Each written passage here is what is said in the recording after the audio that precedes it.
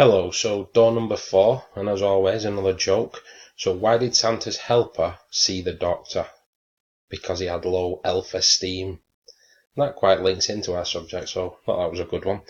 Right, door number 4, question number 4. So this is about Roxy, and we did this on the very first mock. It was some time ago now. It was probably the end of September. So Roxy has completed her degree and he's now working as a sociology teacher in a local sixth form centre. Roxy has a 2-year-old daughter called Molly.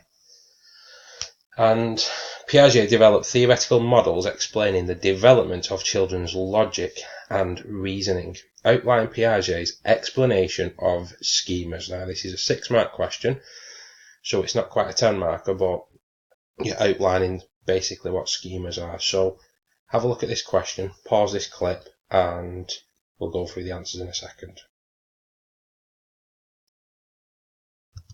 Okay, the answers. So, a lot of information on there. I'm going to break it down into 6 parts. So, we're looking at schemas. So, the mistake that people made on the mock exam, quite a few people did this. A lot of people got this right, but some people, they saw the word Piaget and they just got very excited and started talking about his cognitive development stages, the 4 stages. Okay, so this is about schemas. It's not about the stages. There's 2 parts to Piaget that we've looked at.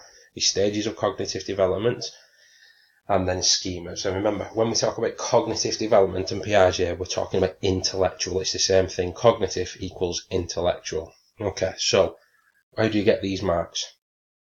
Right, firstly, you're going to explain what a schema is. So you can talk about it being a packet of knowledge. They've put here a pattern of thought or behaviour that organises and categorises information and links relationships among them.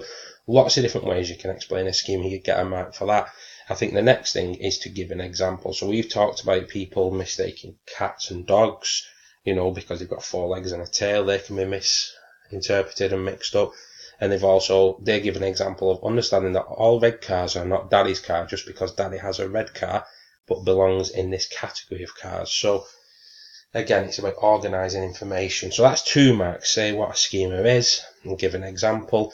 The last part is explaining. I said the last part. The last 4 marks will be explaining these 4 things. Now, we've done a lot of work on these, but it was a while ago. So assimilation, what's that? So assimilation, and we've got a special way of remembering it. SS, which is same schema.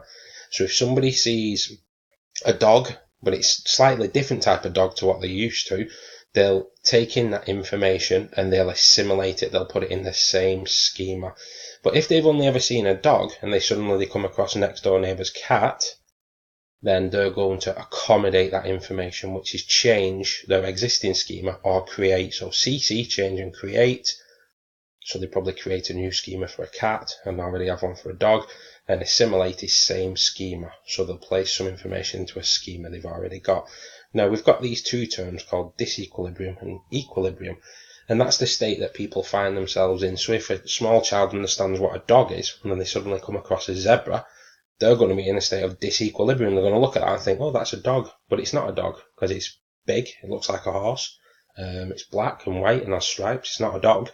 So then until they'll be in a state of disequilibrium until they get some information telling them that that is not a dog, okay, it's a zebra. And then at that stage, they will accommodate it. They'll create a new schema for zebras. Once they've understood what a zebra is and they've accommodated it, they won't be in disequilibrium anymore. They'll be in equilibrium. Okay, and that's a state of balance where they understand and they've categorized this information. And remember, this is just a theory. You'll also remember me saying that schemas are not a box. That was the example, these little boxes in our heads, but you can't write it's a box. Remember, it's a pattern of thought or a packet of information. Okay, thank you.